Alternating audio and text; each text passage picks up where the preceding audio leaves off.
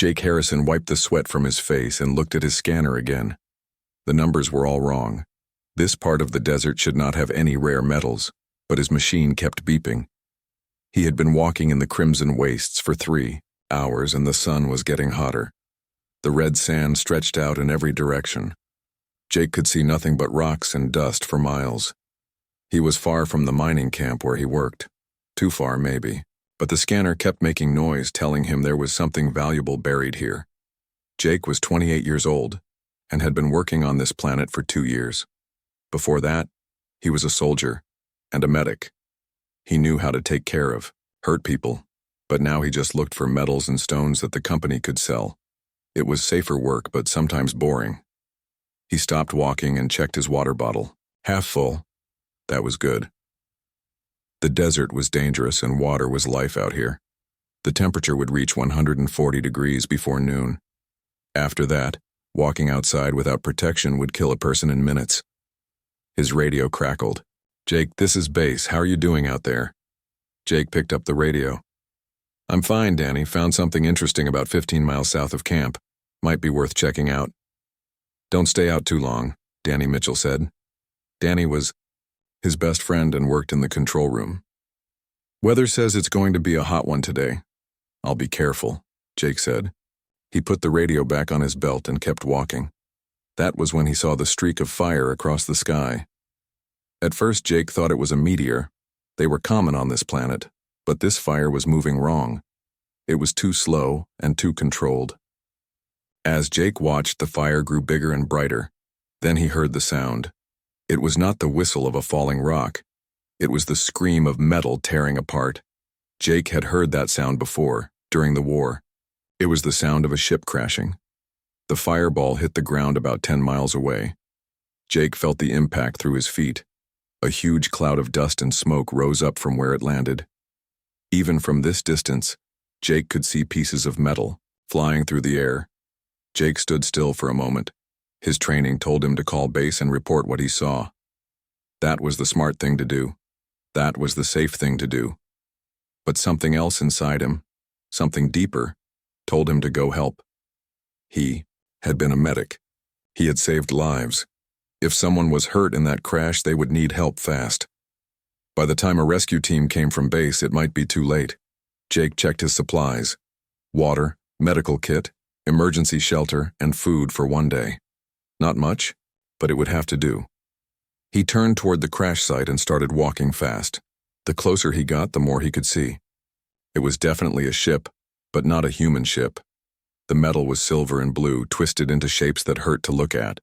The design was all wrong, with curves and angles that no human engineer would make. Jake had never seen an alien ship before, but he knew that was what this had to be. The human colony on this planet was small, and they would have known if one of their ships was missing. This was something else, something from the stars. As he got closer, Jake could smell burning metal, and something else. Something sweet and sharp, like electricity in the air after lightning strikes. The ship was huge, maybe 200 feet long. Parts of it were buried in the sand and other parts stuck up like the ribs of a dead animal. Jake moved carefully around the wreck. There might be dangerous radiation or chemicals leaking from the ship. But his scanner showed nothing harmful, just the usual background radiation that all spaceships carried. He found the first body near what looked like it might have been a door. The alien was tall, maybe 7 feet, with gray skin and 4 arms. It wore some kind of armor that was now cracked and broken. Jake checked for a pulse, but the alien was clearly dead. Its neck was bent at an impossible angle. Jake found 2 more bodies as he walked around the ship, all dead. All wearing the same kind of armor. Soldiers, maybe. Or guards. Then he heard something. A soft moan, barely louder than the wind. Jake stopped and listened. There it was again. Someone was alive in there. Jake found a hole in the side of the ship big enough to crawl through. Inside, the ship was dark and filled with smoke. Strange lights flickered on and off. The air smelled like burned plastic and that same electric smell from outside. Jake used his flashlight to see. The inside of the ship was like nothing he had ever seen. The walls curved in impossible ways, and there were no right angles anywhere. Controls and screens covered every surface, but they were all dark now. He followed the sound of moaning deeper into the ship. In what might have been the center of the ship, Jake found her. She was clearly female, though like no woman Jake had ever seen. She was tall, maybe 7 feet like the others, but her skin was not gray. It was blue like crystal or deep water. Her hair was long and silver, spread out around her head like liquid metal. She wore clothes that looked like they were made of light itself, but they were torn and bloody now. She was trapped under a piece of the ship's ceiling. Her left leg was bent wrong, and there was blood coming from her mouth. But she was breathing. She was alive. Jake knelt down next to her. "Hey," he said softly. "Can you hear me?" Her eyes opened. They were gold, like coins or sunlight. She looked at Jake with surprise and fear. She tried to say something, but it was not in any language Jake knew. The words sounded like music mixed with static. "It's okay," Jake said. He held up his hands to show he was not dangerous. "I'm here to help." She tried to move, but the metal piece was too heavy. Jake could see that her leg was broken, maybe in several places. She needed medical help fast or she would die. Jake looked around the ship. There were no other survivors, no working radio equipment, no way to call for help. His own radio would not work this far from base. The alien woman looked at Jake with those gold eyes. She was scared, but she was also trying to be brave. Jake could see that she was someone important. Her clothes were too fine, her jewelry too expensive, for her to be a regular soldier. Maybe she was an officer. Maybe she was something more. Jake made his decision. He could not leave her here to die. It did not matter that she was alien. It did not matter that helping her might be dangerous. She was hurt, and he was a medic. That was all that mattered. "I'm going to get you out of here," Jake told her. She probably could not understand his words, but maybe she could understand his tone. "I'm going to help you." Jake started planning how to move the metal piece and get her free. Outside, the sun was getting higher and hotter. Soon the desert would become deadly. But Jake Harrison had made his choice. He was going to save her, no matter what it cost him. It took Jake 30 minutes to free the alien woman from the wreckage. The metal piece was heavy, but he used a broken pipe as a lever to lift it enough for her to slide out. When she was free, Jake could see how badly hurt she really was. Her left leg was definitely broken. Jake had seen enough broken bones to know. But that was not the worst part. She was bleeding inside. He could tell by the way she breathed and the color of her skin. Without proper medical care, she would die in a few hours. Jake tried to use his radio again, but it still would not work. They were too far from base, and the crash had probably damaged something. He looked at his water and supplies. Not enough. For 2 people to wait for rescue. The alien woman tried to sit up. She said something in her musical language, pointing at herself and then at the dead soldiers outside. Jake thought she was trying to tell him who she was. "My name is Jake," he said, pointing at himself. Then he pointed at her with a questioning look. She understood. She pointed at herself and said something that sounded like Veltara. Then she said more words, and pointed at the crown-like thing on her head. Even broken and bloody, it looked expensive. Very expensive. Jake realized what she was trying to tell him. She was not just any alien. She was royalty. Maybe even a queen. That explained the fancy ship and the guards. But it did not change anything. Queen or not, she was dying. Jake looked at the sun. It was getting higher and hotter. Soon it would be impossible to travel in the desert. But staying here meant death, for both of them. The ship's power was gone, so there was no air conditioning. The metal would heat up like an oven. He had to get her to the human base. It was 90 miles away through some of the worst desert on the planet. No person had ever walked that far in this heat and lived. But it was their only chance. Jake started gathering supplies from the wreck. He found some metal pieces that he could use to make a stretcher. The aliens had some kind of fabric that was stronger than anything humans made. Jake used it to tie the stretcher together. While he worked, Veltara watched him. She seemed confused by what he was doing. She said something and pointed toward the desert, then shook her head. Jake thought she was telling him it was impossible. She was probably right, but Jake had learned something during the war. Sometimes impossible was the only choice you had. He found some containers that might hold water. They were empty now, but Jake filled them from his own bottles. It was not much, but it would have to do. He also found some alien food packages. He could not read the writing, but food was food. When Jake was ready, he showed Veltara the stretcher. She shook her head and said something that sounded angry. She pointed at herself, then at the ground. She was telling him to leave her here. No, Jake said firmly. I don't leave people behind. That's not who we are. She could not understand his words, but she could hear the determination in his voice. Jake carefully lifted her onto the stretcher. She was heavier than a human woman would be, but not too heavy for him to pull. Jake took one last look around the crash site. He memorized the location so rescue teams could find it later. Then he started walking toward home. The first hour was not too bad. The sun was still low enough that the heat was bearable. Jake pulled the stretcher behind him, and Veltara stayed quiet, but Jake could see she was in pain. Every bump and rock made her wince. By the second hour, the temperature was over 100 degrees. Jake had to stop every few minutes to rest. He shared his water with Veltara, even though he knew it meant they would run out faster. Veltara tried to refuse the water. She pointed at Jake and then at the desert, shaking her head. She was trying to tell him to save the water for himself, but Jake just smiled and made her drink. During one of their rest stops, Veltara pointed at Jake and said something. Then, she pointed at the desert and made a motion like cutting her throat. She was asking why he was willing to die for her. Jake thought about how to answer. How could he explain that humans helped each other? That leaving someone to die was wrong, even if that someone was an alien. In the end, he just pointed at his heart and then at her. Some things did not need words. As the day got hotter, Jake had to think of new ways to protect them both. He used pieces of the alien fabric to make shade. During the worst heat of midday, they had to stop completely and hide under Jake's emergency shelter. The shelter was only big enough for one person, but Jake made it work for two. He and Veltara lay close together in the tiny bit of shade. The temperature outside was over 130 degrees now. Without the shelter, they would cook in minutes. Veltara was getting worse. Her breathing was shallow, and her skin was turning darker blue. Jake gave her more water and tried to make her comfortable.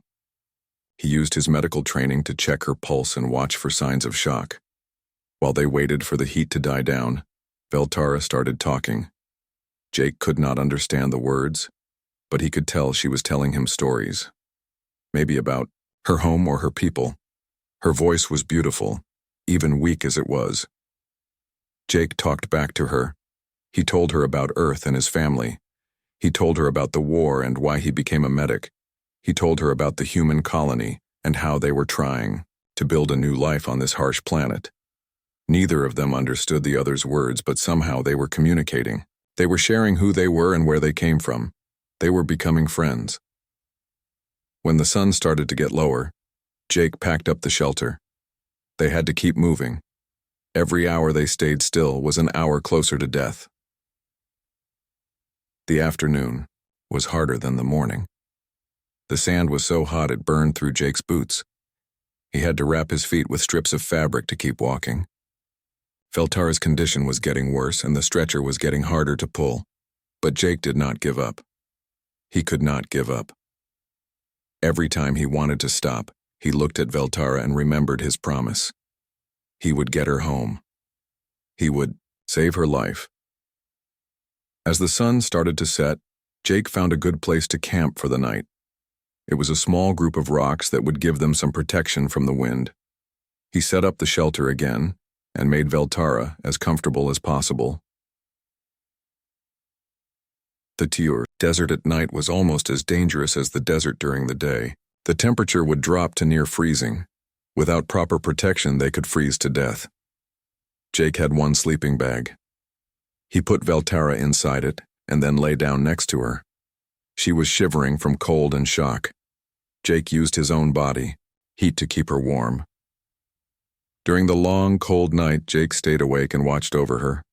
Sometimes she called out in her sleep, probably dreaming of home. Jake held her hand and talked to her softly until she calmed down. By morning, they had been traveling for one day and had covered about 20 miles, 70 miles to go. Jake's water was already half gone, and he was feeling the effects of dehydration. His lips were cracked and his head hurt, but Veltara was still alive. That was all that mattered. As the sun came up, Jake prepared for another day of walking through hell. He checked their supplies and planned their route.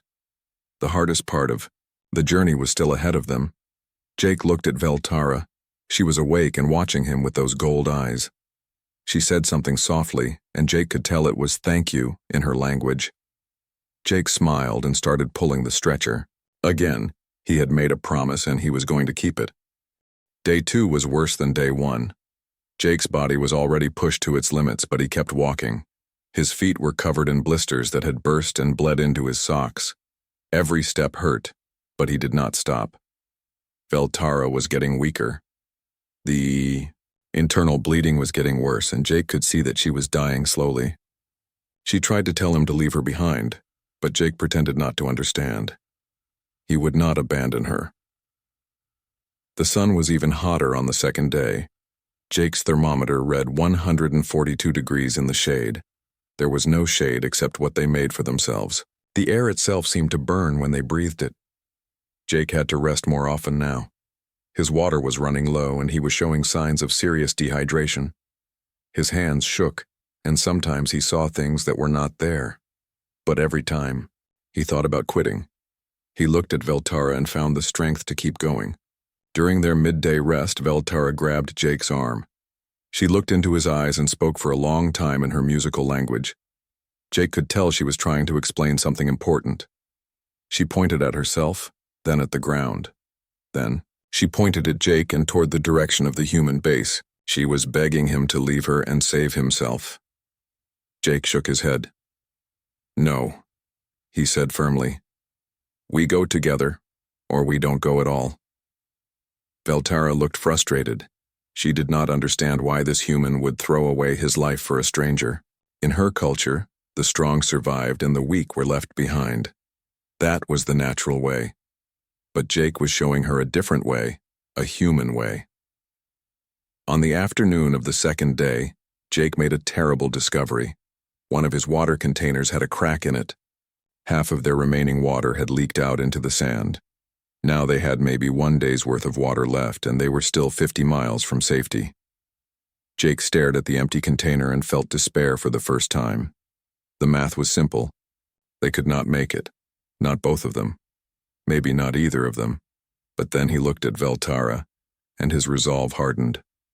Math was just numbers. Humans had beaten impossible odds before. They would do it again. Jake rationed their remaining water even more carefully. He gave most of it to Veltara and took only tiny sips for himself. She tried to refuse, but Jake was stubborn. He had made his choice. That night, the cold was brutal.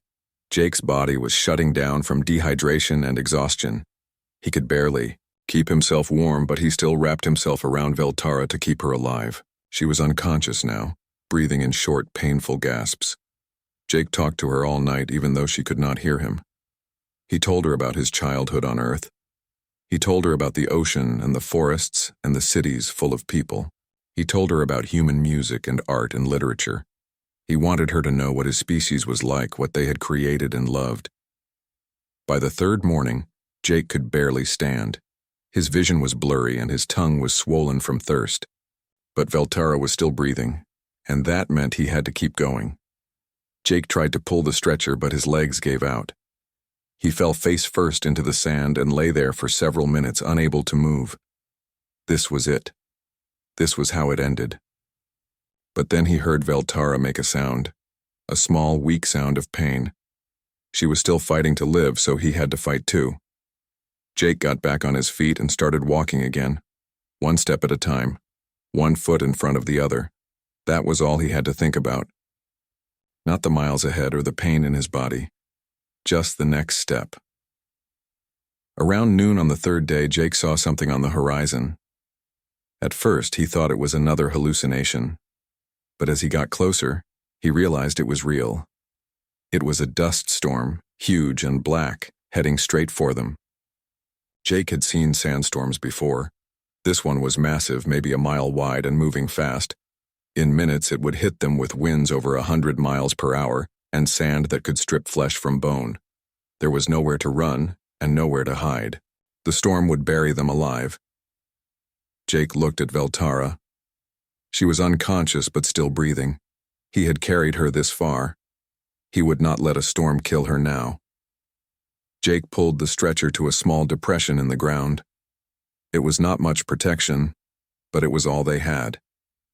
He positioned himself over Veltara, covering her body with his own. Then he pulled their shelter over both of them and held on tight. The storm hit like a freight train. The wind was so loud that Jake could not hear his own thoughts. Sand and rocks flew through the air like bullets. The shelter tried to tear away from Jake's hands, but he held on with strength he did not know he had. For 3 hours, Jake lay on top of Veltara while the storm tried to kill them both. The sand piled up around them, threatening to bury them. Rocks hit Jake's back and legs, cutting through his clothes and into his skin. The wind was so strong it was hard to breathe, but Jake did not let go. He would not let the storm take her. His body was a shield between Veltara and the fury of the desert. He absorbed every impact, every cut, every moment of pain. When the storm finally passed, Jake was barely conscious. He was covered in cuts and bruises, and sand had gotten into every wound. But Veltara was alive underneath him, protected by his sacrifice. Jake tried to sit up, but his body would not obey. He had given everything he had and more. The storm had taken the last of his strength. Veltara's eyes opened. For the first time in hours, she was awake and aware. She saw Jake collapsed on top of her, bleeding and broken. She understood what he had done. He had used his own body to save her life. Veltara said something in her language. Even weak as she was, Jake could hear the amazement in her voice. She had never seen anything like what Jake had just done. In her world, no one would sacrifice themselves for another, especially not for a stranger, especially not for an alien. But this human had done exactly that. He had thrown his body between her and death without thinking twice about it. It was impossible, but it was real. Jake managed to smile at her before his eyes closed. He had done his job. She was alive. That was all that mattered. Veltara reached out with a shaking hand and touched Jake's face. She spoke softly in her musical language, and though Jake could not understand the words, he could hear the emotion behind them. Gratitude, wonder, and something else. Respect. This human had shown her something new, something her people did not have. He had shown her what it meant to put another life before your own. He had shown her what it meant to be truly strong. Jake forced his eyes open one more time. They still had 30 miles to go, and he was not sure he could walk another step. But Veltara was looking at him with those golden eyes, and he could see something different in them now. She believed in him. She believed that somehow, impossibly, he would find a way to save them both. Jake Harrison was just a human, just a miner and former medic who had happened to be in the wrong place at the wrong time. But to Queen Veltara of the Zephyrian Empire, he was something much more. He was a miracle. Jake woke up to the sound of voices calling his name. For a moment he thought he was dreaming. But then he heard the roar of engines and felt the wind from helicopter blades. "Jake! Jake Harrison! Can you hear me?" It was Danny Mitchell's voice, coming through a speaker.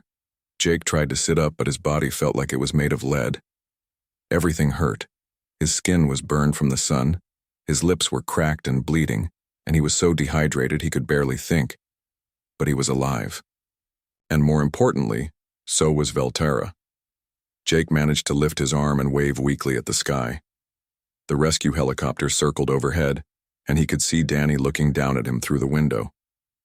Danny's face showed shock and relief at the same time.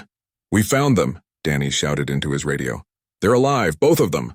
The helicopter landed 50 yards away, kicking up a cloud of dust and sand. Jake watched as Danny and the medical team ran toward them. Dr. Lisa Carter, the colony's chief doctor, was leading the group. "My God, Jake," Dr. Carter said as she knelt beside him. "What did you do to yourself?" Jake tried to speak, but only a croak came out. Dr. Carter immediately started checking his vital signs, while the other medics examined Veltara. "Severe dehydration, heat exhaustion, multiple cuts and bruises," Dr. Carter said to her team. "Get an IV started right now, and be careful moving him." "What about the alien?" one of the medics asked. Dr. Carter looked at Veltara, who was conscious, but very weak. "Same treatment, dehydration and what looks like internal injuries. She needs surgery as soon as we get back to base." They loaded both Jake and Veltara into the helicopter. As they flew back to the colony, Jake held Veltara's hand.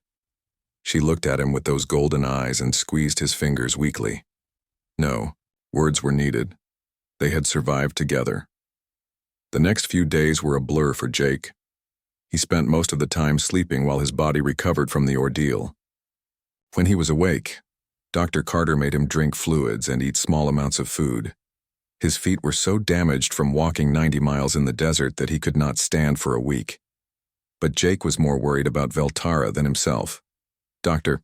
Carter had operated on her to stop the internal bleeding, and the surgery had been successful. But she was still very weak, and no one knew if alien biology would respond the same way as human biology to their medicines. On his 4th day in the medical center, Jake was finally strong enough to walk to Veltara's room. He found her sitting, up in bed, looking much better than when they had been rescued. Her blue skin had returned to its normal color, and her golden eyes were bright and alert. When she saw Jake, her face lit up with joy. She said something in her musical language that Jake was sure meant, "Hello," or "How are you feeling?" "I'm okay," Jake said, pointing to himself and nodding. "How are you?" Veltara pointed to herself and nodded too. Then she pointed at Jake and spoke for several minutes in her own language. Her tone was serious and grateful. Dr. Carter came into the room carrying a tablet computer. "Jake, you're going to want to see this. We've made some progress with the translation program." For the past few days, the colony's computer experts had been working on translating Veltara's language. They had recorded everything she said and were starting to understand the basic structure of her speech. "What did she just say?" Jake asked. Dr. Carter looked at the tablet. "Near as we can tell, she was thanking you for saving her life, but there's more. She keeps talking about something that the computer translates as honor debt or life bond. We think it might be some kind of cultural obligation." Jake looked at Veltara, who was watching him intently. "What kind of obligation?" "We're not sure yet," Dr. Carter said, "but she seems to think you've earned something by saving her, something important." Over the next few days, as Veltara recovered and the translation program improved, the full story began to emerge. Veltara was not just any alien. She was Queen Veltara, ruler of something called the Zephyrian Star Empire. Her ship had been on a diplomatic mission when it crashed. More importantly, Jake learned about Zephyrian culture. In their society, strength was everything. The weak were abandoned to die, and only the strong deserved to live.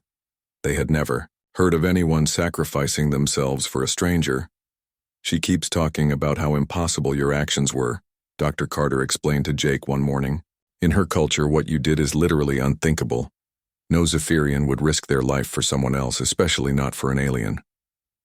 "But that's exactly what makes it so important to her," added Commander Alex Rodriguez, who had joined their conversation. "She says you've shown a kind of strength her people have never seen before." Jake was confused. "I didn't do anything special. I just couldn't leave her to die." "That's exactly the point," Commander Rodriguez said. "To her, that makes you the strongest person she's ever met." As Veltara got stronger, she began teaching Jake some of her language while he taught her English. She was a quick learner, and soon they could have simple conversations. "Jake," she said one day, her accent making his name sound like music, "I must tell you something important." "What is it?" Jake asked. Veltara looked serious. "In my culture, when someone saves your life at cost of their own, they earn the right to marry into the royal family. You have earned the right to marry me." Jake nearly choked on his water. What? You showed the greatest courage possible, Veltara explained. You risked death to save me. In Zephyrian law, this makes you worthy of being my husband. Jake stared at her. Veltara, I appreciate the honor, but I didn't save you because I wanted to marry you. I saved you because it was the right thing to do. Veltara looked puzzled. You expected no reward?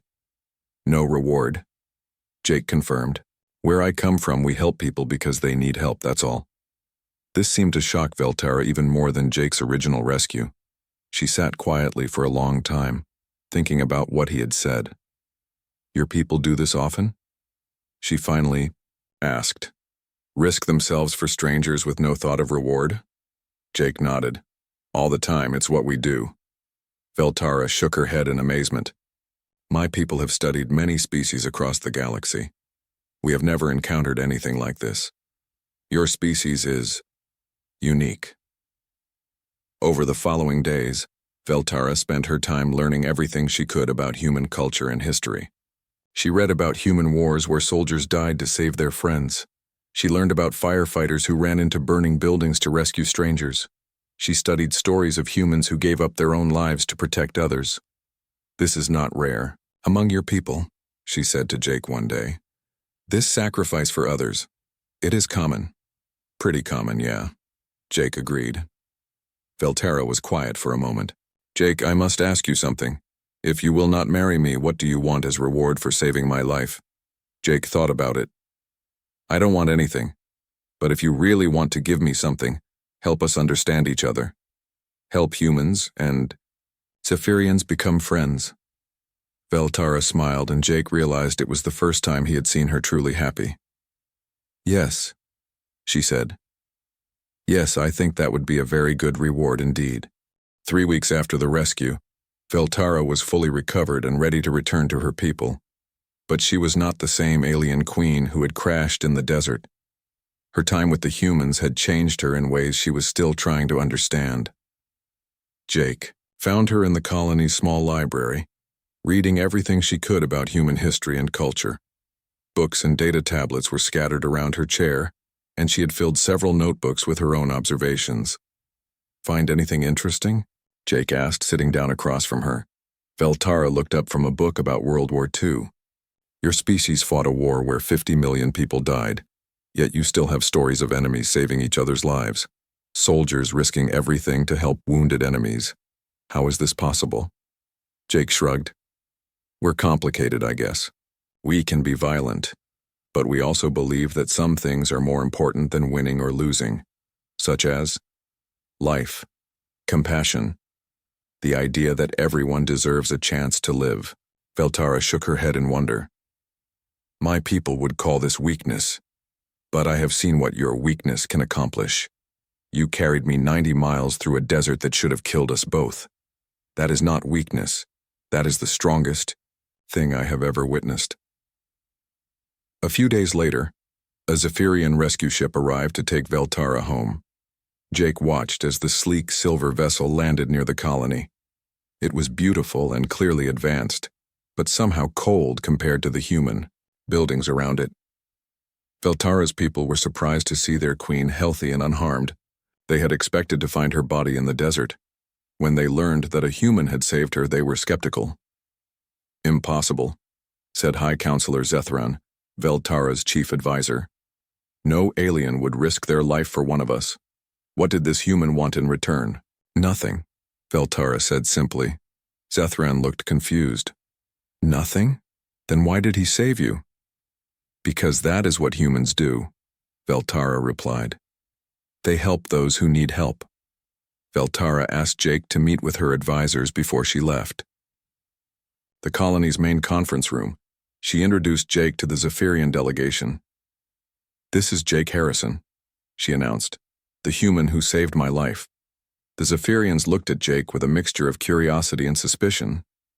He was clearly just an ordinary human, not tall or strong-looking, not wearing any fancy clothes or medals. How could this unremarkable person have done something so extraordinary? Tell them what you told me, Veltara said to Jake. Tell them why you saved me. Jake felt uncomfortable being the center of attention, but he answered honestly. She was hurt and needed help. That's all there was to it. The Zephyrians translated Jake's words among themselves. They seemed to be having a heated discussion. Finally, Zethron spoke to Veltara.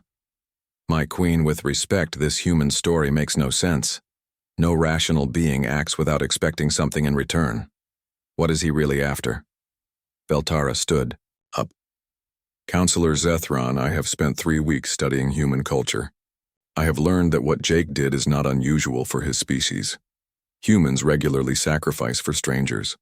They call it duty, or compassion, or simply the right thing to do. Impossible, Zethron insisted. I thought so too, Veltara said. But I have seen the evidence. Humans have stories going back thousands of years about individuals who gave their lives for others. It is woven into their culture, their literature, their very identity. She gestured toward Jake.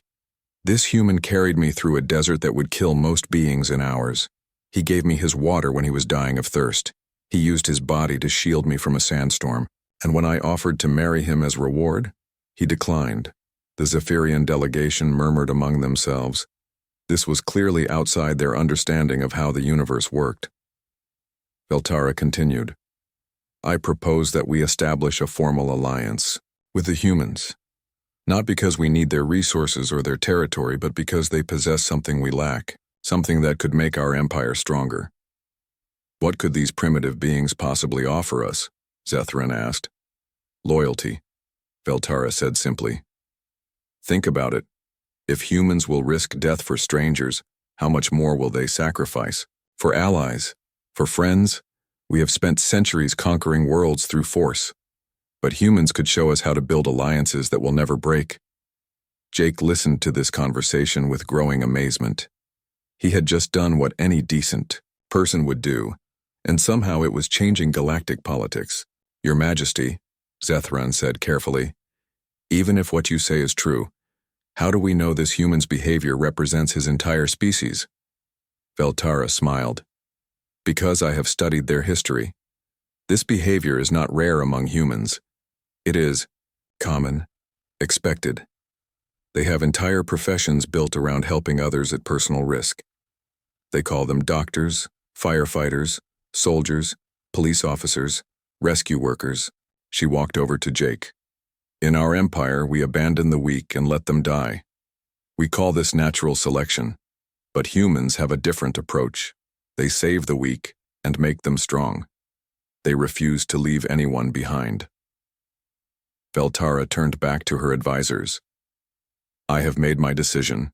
We will establish an embassy here on this world. We will study human culture and learn from their example. And we will propose a formal alliance between our peoples. The next few months were busy ones for the small human colony. The Zephyrians built a beautiful embassy near the mining base, and Veltara stayed to serve as the first ambassador. She spent her time learning more about human customs and teaching interested humans about Zephyrian culture. Jake found himself in an unusual position. He was still officially just a geological surveyor, but Veltara had asked him to serve as a cultural liaison. His job was to help visiting Zephyrians understand human behavior, and to help humans avoid accidentally offending their new alien friends. It was strange work, but Jake discovered he enjoyed it.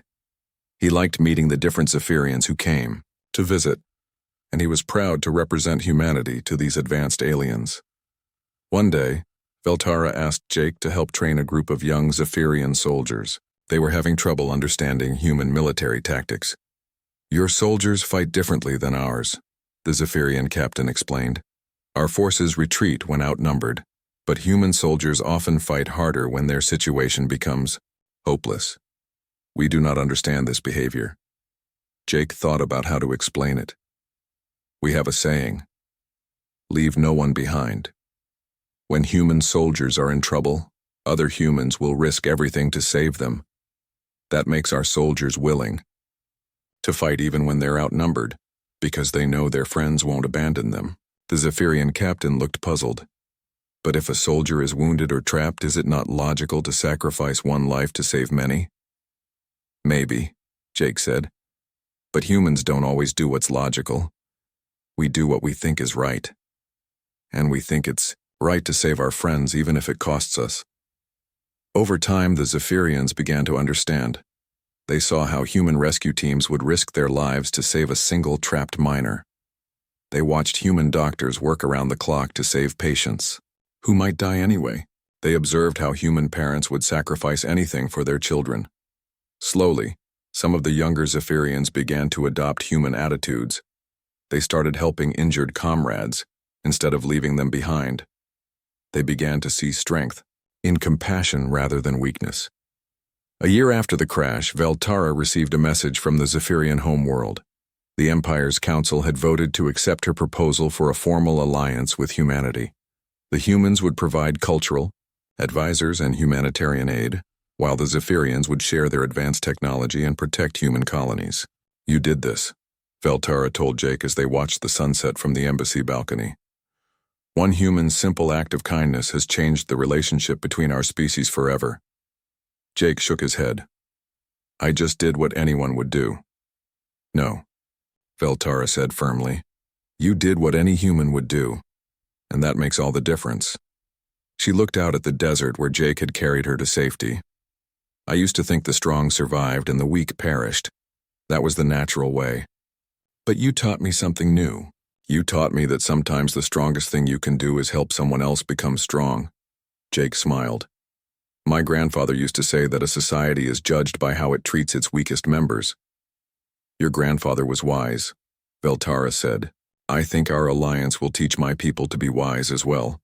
As the years passed, the human-Zephyrian alliance grew stronger. More colonies were established with Zephyrian protection. Human medical techniques saved countless alien lives. Zephyrian technology helped humans explore new worlds. But the most important change was in the Zephyrians themselves. Inspired by human examples, they began to value compassion alongside strength. They developed their own rescue services and medical corps. They stopped abandoning their weak and started helping them grow strong. Jake Harrison never became famous. His name was not written in history books or carved on monuments. But his simple act of human decency changed the galaxy. He showed an alien queen that there was more than one way to be strong, and sometimes that's the most important thing one person can do.